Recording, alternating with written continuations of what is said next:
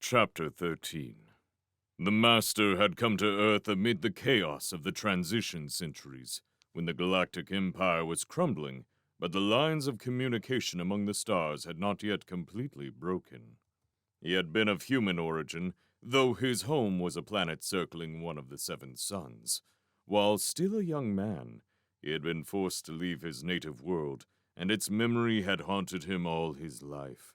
His expulsion he blamed on vindictive enemies, but the fact was that he suffered from an incurable malady which, it seemed, attacked only Homo sapiens among all the intelligent races of the universe.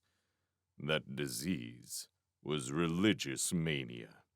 Throughout the earlier part of its history, the human race had brought forth an endless succession of prophets, seers, messiahs, and evangelists who convinced themselves and their followers that to them alone were the secrets of the universe revealed. Some of them succeeded in establishing religions that survived for many generations and influenced billions of men. Others were forgotten before even their deaths. The rise of science, which with monotonous regularity refuted the cosmologists of the prophets and produced miracles which they could never match, eventually destroyed all these faiths. It did not destroy the awe, nor the reverence and humility, which all intelligent beings felt as they contemplated the stupendous universe in which they found themselves. What it did weaken, and finally obliterate, were the countless religions, each of which claimed with unbelievable arrogance that it was the sole repository of the truth, and that its millions of rivals and predecessors were all mistaken. Yet, though they never possessed any real power once humanity had reached a very elementary level of civilization, all down the ages, isolated cults had continued to appear, and however fantastic their creeds, they had always managed to attract some disciples. They thrived with particular strength during periods of confusion and disorder, and it was not surprising that the transition centuries had seen a great outburst of irrationality. When reality was depressing, men tried to console themselves with myths. The Master, even if he was expelled from his own world, did not leave it unprovided. The Seven Suns had been the center of galactic power and science, and he must have possessed influential friends. He had made his Hydra in a small but speedy ship, reputed to be one of the fastest ever built. With him into exile, he had taken another of the ultimate products of galactic science, the robot that was looking at Alvin and Hilvar even now. No one had ever known the full talents and functions of this machine. To some extent, indeed, it had become the Master's alter ego. Without it, the religion of the Great Ones would probably have collapsed after the Master's death. Together, they had roved among the star clouds on a zigzag trail which led at last, certainly not by accident, back to the world from which the Master's ancestors had sprung. Entire libraries had been written about that saga, each work therein inspiring a host of commentaries until, by a kind of chain reaction, the original volumes were lost beneath mountains of exegesis and annotation. The Master had stopped at many worlds and made disciples among many races. His personality must have been an immensely powerful one for it to have inspired humans and non-humans alike, and there was no doubt that a religion of such wide appeal must have contained much that was fine and noble. Probably the Master was the most successful, as he was also the last, of all mankind's messiahs. None of his predecessors could have won so many converts, or had their teachings carried across such gulfs of time and space. What those teachings were, neither Alvin nor Hilvar could ever discover with any accuracy. The great polyp did its desperate best to convey them, but many of the words it used were meaningless, and it had a habit of repeating sentences or whole speeches with a kind of swift mechanical delivery that made them very hard to follow. After a while, Hilvar did his best to steer the conversation away from these meaningless morasses of theology in order to concentrate on ascertainable facts. The Master and a band of his most faithful followers had arrived on Earth in the days before the cities had passed away, and while the port of Diaspar was still open to the stars. They must have come in ships of many kinds, the polyps, for example, in one filled with the waters of the sea, which was their natural home. Whether the movement was well received on Earth was not certain, but at least it met no violent opposition, and after further wanderings, it set up its final retreat among the forests and mountains of Lys. At the close of his long life, the Master's thoughts had turned once more toward the home from which he had been exiled, and he had asked his friends to carry him out into the open so that he could watch the stars. He had waited, his strength waning, until the culmination of the 7 suns, and towards the end, he had babbled many things which were to inspire yet more libraries of interpretation in future ages. Again and again, he spoke of the great ones, who had now left this universe of space and matter, but who would surely one day return, and he charged his followers to remain to greet them when they came. Those were his last rational words. He was never again conscious of his surroundings, but just before the end, he uttered one phrase that had come down the ages to haunt the minds of all who heard it. "It is lovely to watch the colored shadows on the planets of eternal light." Then he died. At the Master's death, many of his followers broke away, but others remained faithful to his teachings, which they slowly elaborated through the ages. At first, they believed that the Great Ones, whoever they were, would soon return, but that hope faded with the passing centuries. The story here grew very confused, and it seemed that truth and legend were inextricably intertwined. Alvin had only a vague picture of generations of fanatics waiting for some great event which they did not understand to take place at some unknown future date. The Great Ones never returned. Slowly, the power of the movement failed as death and disillusion robbed it of its disciples. The short-lived human followers were the first to go, and there was something supremely ironic in the fact that the very last adherent of a human prophet was a creature utterly unlike man. The great polyp had become the Master's last disciple for a very simple reason. It was immortal. The billions of individual cells from which its body was built would die, but before that happened, they would have reproduced themselves. At long intervals, the monster would disintegrate into its myriad separate cells, which would go their own way and multiply by fission if their environment was suitable. During this phase, the polyp did not exist as a self-conscious, intelligent entity. Here, Alvin was irresistibly reminded of the manner in which the inhabitants of Diaspar spent their quiescent millenniums in the city's memory banks. In due time, some mysterious biological force brought the scattered components together again, and the polyp began a new cycle of existence. It returned to awareness and recollected its earlier lives, though often imperfectly, since accidents sometimes damaged the cells that carried the delicate patterns of memory. Perhaps no other form of life could have kept faith for so long to a creed otherwise forgotten for 1 billion years. In a sense, the great polyp was a helpless victim of its biological nature. Because of its immortality, it could not change, but was forced to repeat eternally the same invariant pattern. The religion of the Great Ones, in its later stages, had become identified with a veneration of the 7 suns. When the Great Ones stubbornly refused to appear, attempts were made to signal their distant home. Long ago, the signaling had become no more than a meaningless ritual, now maintained by an animal that had forgotten how to learn and a robot that had never known how to forget. As the immeasurably ancient voice died away into the still air, Alvin found himself overwhelmed by a surge of pity. The misplaced devotion, the loyalty that had held to its futile course while suns and planets passed away. He could never have believed such a tale had he not seen the evidence before his eyes. More than ever before, the extent of his ignorance saddened him. A tiny fragment of the past had been illuminated for a little while, but now the darkness had closed over it again. The history of the universe must be a mass of such disconnected threads, and no one could say which were important and which were trivial.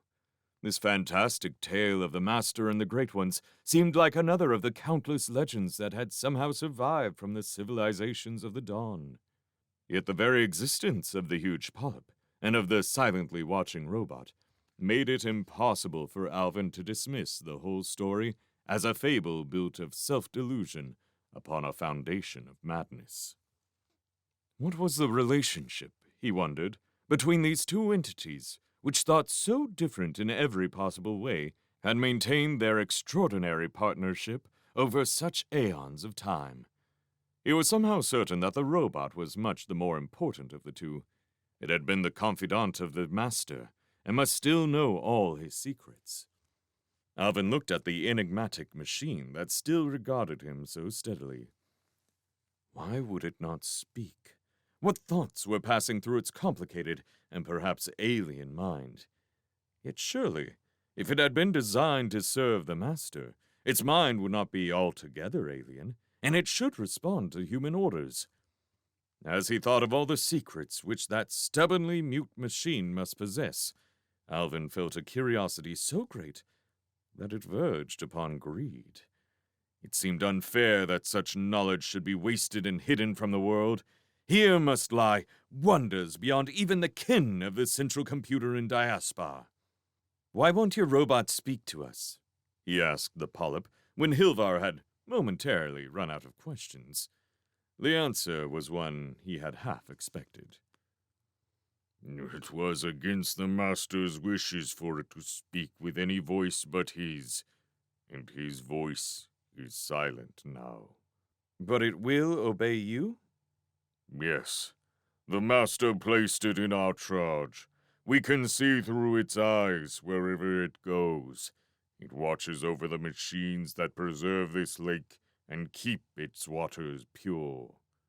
Yet it would be truer to call it our partner than our servant." Alvin thought this over. An idea, still vague and half-formed, was beginning to take shape in his mind. Perhaps it was inspired by pure lust for knowledge and power. When he looked back on this moment, he could never be certain just what his motives were. They might be largely selfish, but they could also contain some element of compassion. If he could do so, he would like to break this futile sequence and release these creatures from their fantastic fate. He was not sure what could be done about the polyp, but it might be possible to cure the robot of its insanity, and at the same time, to release its priceless pent-up memories. "Are you certain," he said slowly, talking to the polyp, but aiming his words at the robot, "that you are really carrying out the Master's wishes by remaining here? He desired the world to know of his teaching, but they have been lost while you hide here in Shalmarain. It was only by chance that we discovered you, and there may be many others who would like to hear the doctrine of the Great Ones." Hilvar glanced at him sharply, obviously uncertain of his intentions. The polyp seemed agitated, and the steady beating of its respiratory equipment faltered for a few seconds. Then it replied in a voice not altogether under control. "We have discussed this problem for many years, but we cannot leave Shalmarain, so the world must come to us, no matter how long it takes." "I have a better idea," said Alvin eagerly. "It is true that you may have to stay here in the lake, but there is no reason why your companion should not come with us. He can return whenever he wishes, or whenever you need him. Many things have changed since the Master died, things which you should know about, but which you can never understand if you stay here." The robot never moved, but in its agony of indecision, the polyp sank completely below the surface of the lake and remained there for several minutes. Perhaps it was having a soundless argument with its colleague. Several times it began to re-emerge, thought better of it, and sank into the water again. Hilvar took this opportunity to exchange a few words with Alvin. "I'd like to know what you are trying to do," he said softly, his voice half bantering and half serious. "Or don't you know yourself?" Surely, replied Alvin, you feel sorry for these poor creatures. Don't you think it would be a kindness to rescue them? I do, but I've learned enough about you to be fairly certain that altruism isn't one of your dominant emotions. You must have some other motive. Alvin smiled ruefully. Even if Hilvar did not read his mind, and he had no reason to suppose that he did, he could undoubtedly read his character. Your people have remarkable mental powers, he replied, trying to divert the conversation from dangerous ground. I think they might be able to do something for the robot, if not this animal. He spoke very softly, lest he be overheard. The precaution might have been a useless one, but if the robot did intercept his remarks, it gave no sign of it.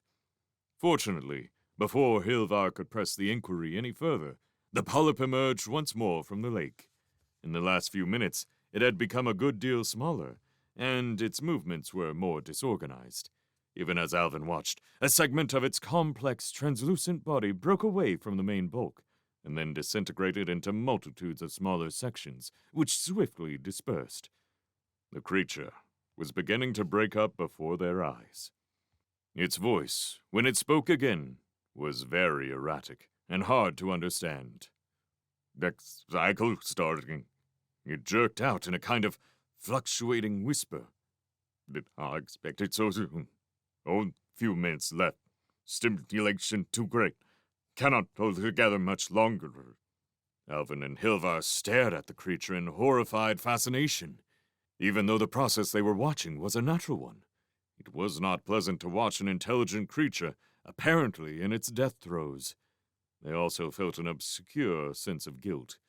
It was irrational to have the feeling, since it was of no great importance when the polyp began another cycle, but they realized that the unusual effort and excitement caused by their presence was responsible for the premature metamorphosis. Alvin realized that he would have to act quickly, or his opportunity would be gone. Perhaps only for a few years, perhaps for centuries. "What have you decided?" he said eagerly. "Is the robot coming with us?" There was an agonizing pause while the polyp tried to force its dissolving body to obey its will. The speech diaphragm fluttered, but no audible sound came from it. Then, as if in a despairing gesture of farewell, it waved its delicate palps feebly and let them fall back into the water, where they promptly broke adrift and went floating out into the lake. In a matter of minutes, the transformation was over. Nothing of the creature larger than an inch across remained. The water was full of tiny greenish specks, which seemed to have a life and mobility of their own, and which rapidly disappeared into the vastness of the lake. The ripples on the surface had now altogether died away, and Alvin knew that the steady pulse beat that had sounded in the depths would now be stilled. The lake was dead again, or so it seemed, but that was an illusion. One day, the unknown forces that had never failed to do their duty in the past would exert themselves again, and the polyp would be reborn. It was a strange and wonderful phenomenon. Yet, was it so much stranger than the organization of the human body, itself a vast colony of separate living cells? Alvin wasted little effort on such speculations. He was oppressed by his sense of failure, even though he had never clearly conceived the goal he was aiming for. A dazzling opportunity had been missed and might never again return. He stared sadly out across the lake, and it was some time before his mind registered the message which Hilvar was speaking quietly in his ear. "Alvin," his friend said softly, "I think you have won your point." He spun swiftly on his heels. The robot, which until now had been floating aloofly in the distance, never approaching within 20 feet of them, had moved up in silence and was now poised a yard above his head. Its unmoving eyes, with their wide angles of vision, gave no indication of its direction of interest. Probably, it saw the entire hemisphere in front of it with equal clarity, but Alvin had little doubt that its attention was now focused upon him. It was waiting for his next move. To some extent, at least, It was now under his control. It might follow him to Lys, perhaps even to Diaspar, unless it changed its mind. Until then, he was its probationary master.